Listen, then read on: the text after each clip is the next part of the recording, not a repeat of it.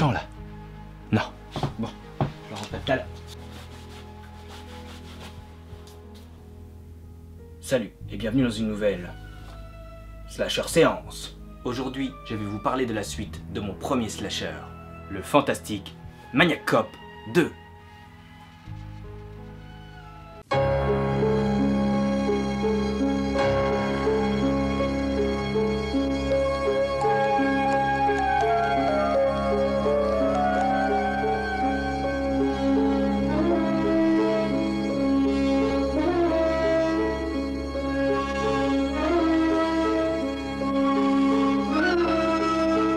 L'histoire commence la nuit qui suit la fin du premier film. Dans une case pour véhicule de police, une voiture allume ses phares et démarre. Non loin de là, un magasin ouvert 24h/24 accueille un rôdeur au regard malveillant.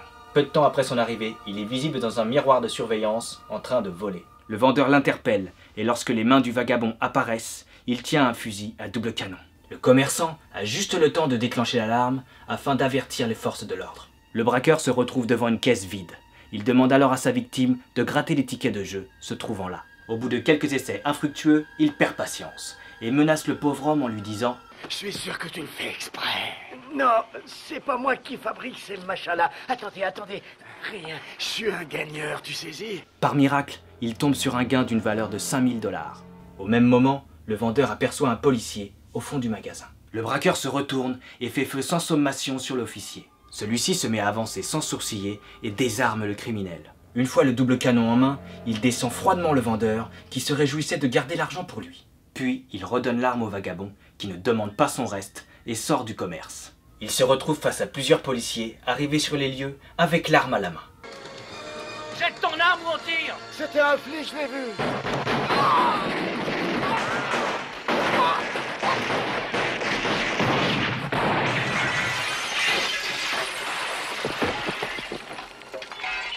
Le film garde la même ambiance angoissante, mais remplace l'enquête du premier par la croisade de Matt Cordell.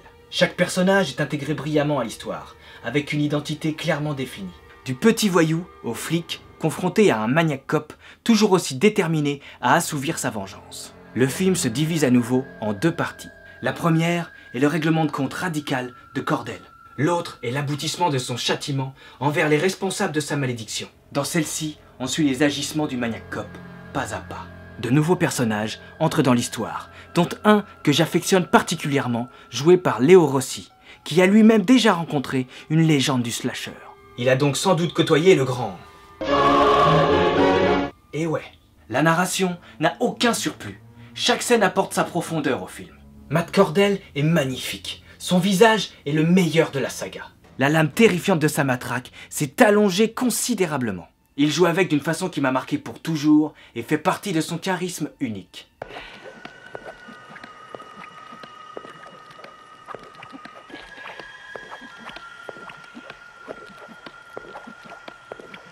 Le scénario est très efficace et ne laisse pas l'ennui se montrer. L'intensité qui règne dans certaines scènes vous glacera le sang. Le final du film est juste spectaculaire et le dernier plan fabuleux.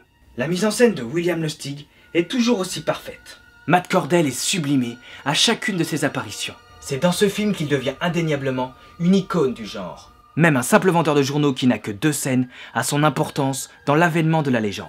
Larry Cohen a magnifiquement fait évoluer son histoire pour ne pas se répéter sans pour autant la dénaturer. Et ça, c'est suffisamment rare pour être notable. La bande originale de Jay Chataway est toujours aussi indissociable du mythe. En générique final, on a même le droit à un rap qui reprend le thème du film. Les trucages gore ne le sont toujours pas. Ce manque est largement compensé par la mise en scène des meurtres et l'intérêt même que suscite le déroulement de l'histoire. Les acteurs sont totalement investis.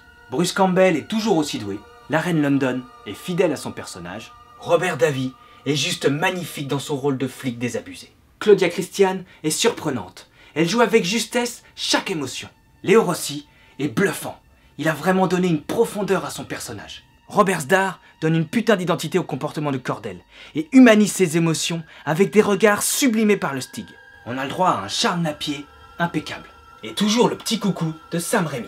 En résumé, cette suite avec cette nouvelle approche tout en puissance a réussi à renouveler, je dirais même à dépasser les qualités du premier. Matt Cordell est plus charismatique que jamais. Les acteurs sont magistrales et les musiques inégalables. En bref, c'est sans hésiter que je lui mets un bien mérité 18 sur 20. Les 2 points manquants sont toujours dus au manque d'hémoglobine qu'aurait mérité un si remarquable slasher.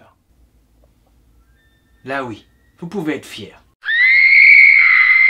J'ai appris l'existence d'un Maniac Cop 2 peu de temps après avoir vu le premier. Autant vous dire que j'ai fait ce qu'il fallait pour pouvoir le voir au plus vite. La seule chose que j'ai rajouté à ma matraque, c'était une petite corde afin de pouvoir imiter le Maniac Cop. Ne manquez pas la prochaine slasher séance, n'hésitez pas à vous abonner à ma chaîne, à laisser des commentaires ou à me suivre sur ma page Facebook. Allez, on se voit bientôt. Non mais il va vraiment falloir que je déménage là. C'est qui cette fois? Matt, c'est toi? Je parlais justement de ton deuxième film.